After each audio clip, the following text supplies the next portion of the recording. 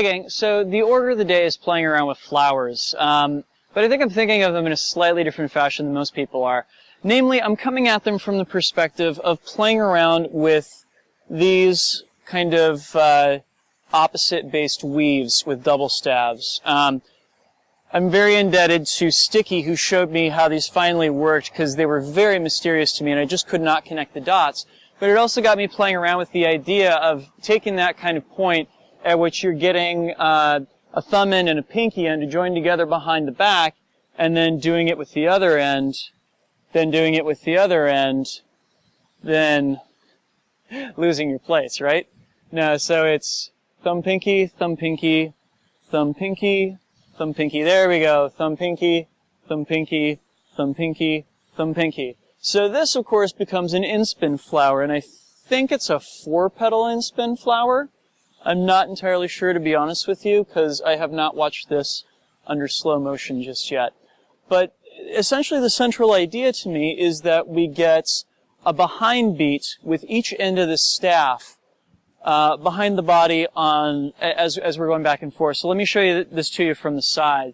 I'm starting with thumb end and pinky end pointing towards each other, and I'm getting my thumb end and pinky end to brush past each other behind my shoulder, and then I'm switching which hand is on top and bottom, and then I do once again a brush with my thumb end and pinky end across that shoulder. I'm going to switch over to the other shoulder and again have it be thumb end, pinky end behind my back. Switching over, and there's like a little between beat in here, and it's thumb end, pinky end for my right hand. I switch over, it's thumb end, pinky end for my my left hand, right? So to me, this feels very much like doing one of these weaves on each side of my body.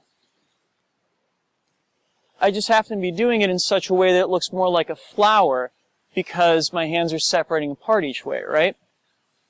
Now we take this into an anti-spin kind of place and things get a little bit different. So in this case, I'm pushing out my thumb and pinky end, and I'm still getting that thumb and pinky end behind me, but now I'm going to have to slide it straight across to get thumb and pinky end behind me and go back across, yeah?